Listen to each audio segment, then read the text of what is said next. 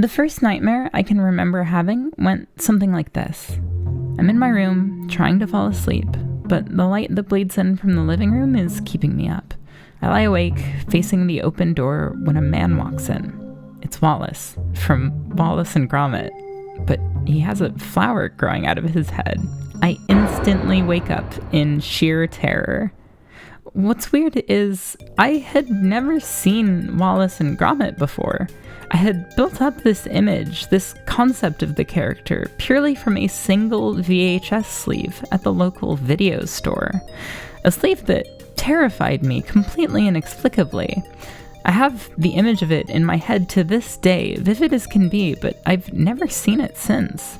I was a really fearful kid. My imagination pretty much exclusively worked against me, and I had insomnia until my late teens, so I was primed to be haunted by little things that frightened or distressed me. It made sense a single VHS sleeve would snowball inside my anxious little child brain to the point where I considered the man a real threat, a threat that was coming for me specifically, who had somehow triangulated my location.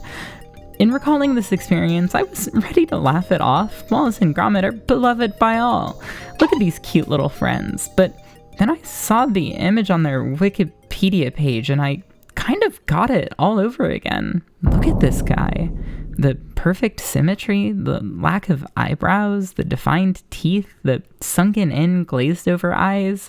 I cannot tell what expression he's making here. Scary. I think this is what primes Claymation to be such an ideal medium for horror. There's an ever-present tactility that insists a human touch, but any traces of humanity therein are abstracted. Features are exaggerated, movement is twitchy, nothing is truly clean looking. Clay has that natural residue to it that sticks to your hands, you know? Personally, I find Claymation at its most unsettling when it's used in an unexpected context. I know everybody goes right for this pull, so bear with me, but I genuinely think Courage the Cowardly Dog has the best possible example for these purposes.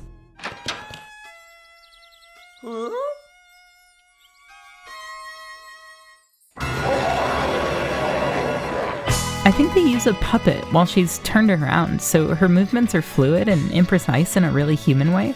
So you get this familiar traditional animation interrupted by what might be a puppet, what might be a person in a costume, but what comes right for your throat is animated in stop motion. It's perfect. Stop motion is just the coolest. It's a bit of a dying craft, and that breaks my little heart because few art forms are so captivating to just look at, to take in. It's a beautiful reminder that animation is basically a collective magic act. Even the Noid is fun to look at. Look at this little freak go. Are we in the clear now? Have I stalled long enough? Alright, sick. Let's just throw all this praise for subtlety and theory out the window, okay? Subtlety's for fucking chumps today. You know what's not subtle? A fucking chainsaw. Chainsaws are awesome. I don't care who you are. A man, a massacre, a maid. Yeah, that's right. I'm talking about motherfucking Takena, humanity's greatest gift to hyper-violent independent horror claymation cinema. Let's get it. This dude is a fucking YouTube OG. He's been uploading shit he made entirely by himself since 2006. As a result, his work scarred a generation of unsuspecting kids with unrestricted internet access at a time when YouTube was still a bit of a Wild West. Days when you could see Chris Cunningham music videos totally removed from their original context. Days when the trailer for the upcoming Super Mario Galaxy DS ended in a relaxing car ride gone horribly wrong. Memories. What with my being a gigantic pussy as a kid, it's with great relief, I assure you, I never saw any of Takena's shorts until high school. But the general consensus was that when the platform was smaller, stumbling across a disturbing piece of stop-motion animation was easy as all shit. I mean, shit, what is there even to say here? The dude's art speaks for itself. It shouts for itself. This entire video could be me pointing to all the insane shit in his works and going, wow, holy fuck, look at this, did you see that? Like, it doesn't even make sense to do any bog standard plot recitations because his shorts are under 10 minutes and can be neatly summed up with maid fights zombies, bunny girls fight zombies, maids fight zombies. Well, that is in and of itself an interesting facet of his work, that sludgy, gushy, crumble-headed zombies make the perfect subject for the medium of clay. The real magic is all about the execution. I've heard people say that even now, Takena's shorts feel more graphic, more viscerally disturbing than any live-action horror could. And yeah, I'm gonna have to censor the really insane shit here. The majority of this dude's catalog is age-restricted, plus I want to leave all the really good shit for you to go and watch yourself if you want. As for me though, I've never really found his body of work especially distressing, and I think that's largely because of the artifice. For me, the main allure of stop motion is marveling at the craft, and that level of abstraction is enough to keep my distance. Like his tagline says, to keep from fainting, keep repeating. It's only a clay. It's only a clay. It's only a clay. In this regard, Takena's work was critical for me easing into the grimier side of the horror spectrum. Makes perfect sense too, because returning to his work now, in my 20s, the dude is a true blue genre film fiend. It's clear he really gets horror. He uses Audrey's dance in Chainsaw Maid, cites Jean Rollin and H.G. Lewis as inspirations, has a real substantive adoration for the genre that goes beyond the mainstream works. That influence he has from Western genre film bleeds over into his aesthetic in an interesting way too, to the point where I had to double check to see if the DVD exclusive Chainsaw Maid Episode 0 was actually made by him or not, because the eyes were so much more transparently anime inspired. That being said, otaku tropes permeate a lot of his work. The dude's biggest hit is called Chainsaw Maid. Like, come on. It makes for a really compelling blend.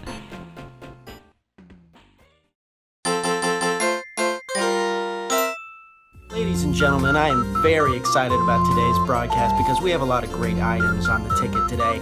First, we have this excellent chain piece. This is very in style, very slick, very stylish, coming in at $250, okay? Walk around with this, you'll be the talk in town. Doubles as a necklace. Very stylish, very affordable. So for as torture porny as gore films can get, something interesting about Takena's filmography is that it doesn't often delight in depicting violence against women. Mind you, I've personally got no reservations about engaging with media that does, especially given how unavoidable it is in the genre. In Takena's case though, his work is much more about women taking up arms and fighting back against those who subjugate them, which is a lot of fun. Pussycat is absolutely one of my favorites of his, especially in this regard. It's bimbo rights activism. You see this in Chainsaw Bunny also, but there's this underplayed through line that danger isn't always clear-cut and obvious, and that it's often good at masquerading itself as something decent and proper within a social order.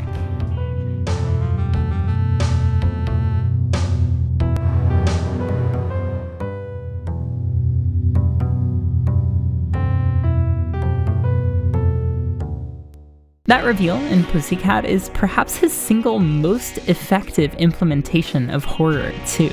These two completely static shots are just fucking brilliant. They are golden examples of how impeccable his sensibilities are for editing and pacing.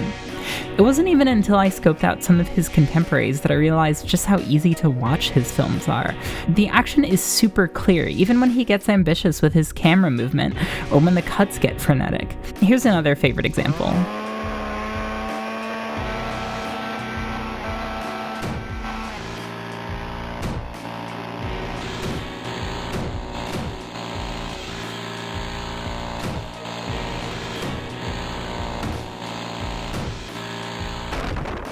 I love it. His storyboards must be really thorough.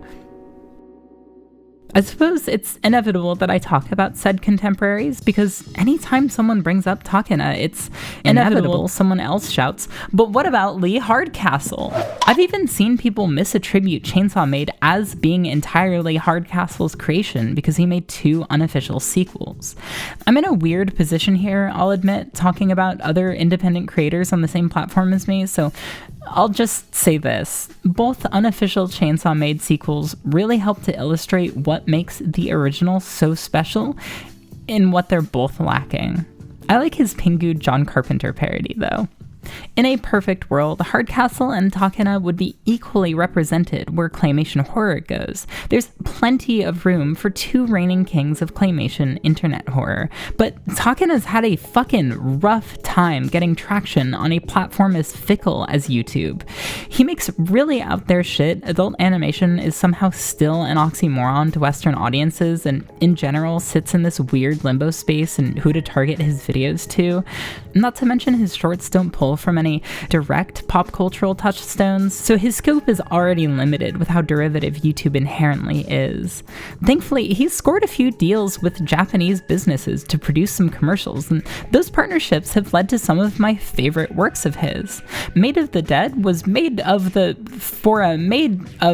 cafe in Akihabara, and it's so cute. The omurice gag is hilarious both times they do it. The fact that this cafe let an ad this menacing run for a Halloween event is pretty based. Still, the ultimate tragedy is that Takena, who has been doing this shit fully independent and entirely by himself for 15 years, currently only has 13 patrons. Y'all, fans of his work, new and old, double the uphold and throw some money. Support uncompromising independent art who aren't complicit in the planet's rapid decay. Obviously, I still recommend the guy's body of work, but it's pretty disappointing.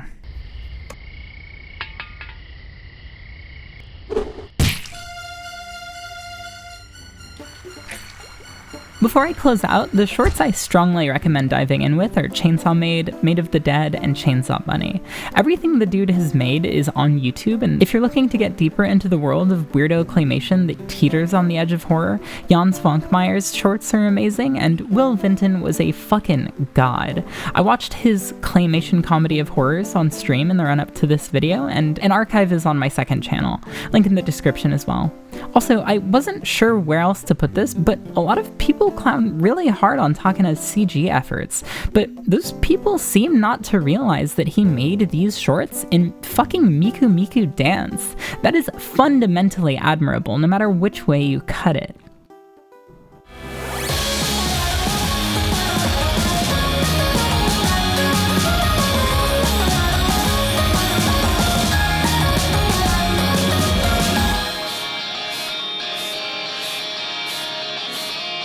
Does that make me the crazy one? And if you stand by me, does it break your heart? Or does it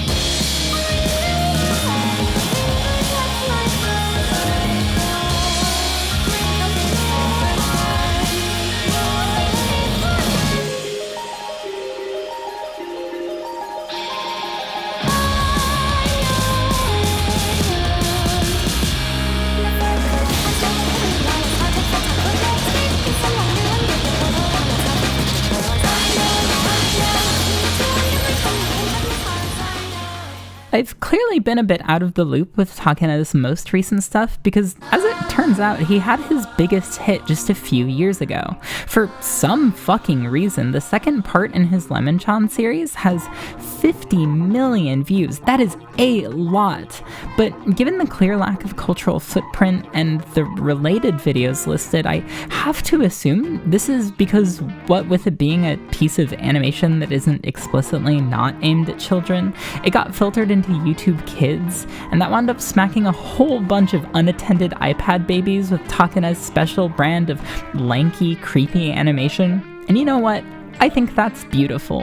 Takena's been in the game long enough that his work has managed to traumatize like 3 generations of unsuspecting children. That's great. Even though I was such an easily scared, sheltered little kid, I actually always loved Courage. I thought he was really cute, and I thought all of his over-the-top reactions to the world around him were hilarious. I learned which episodes disturbed me too much to watch, but I would always test each one out just to see which ones I could handle. Of course, this isn't so for every child, but I think there's a lot of truth to the idea that, in the right doses, kids like being scared by media. It's exhilarating, and it's just abstracted enough that it still ultimately feels safe and mostly not traumatizing. I'm not gonna pull some let kids accidentally stumble across autopsy photos. I had full unrestrained access to the internet growing up, and I turned out fine because, look at me. Does this look like the body of work of a bitch that turned out fine? But I don't know. I guess I just think it's pretty poetic that Takeda's work has become a pillar of intergenerational internet nightmare fuel. I want to see him get that recognition.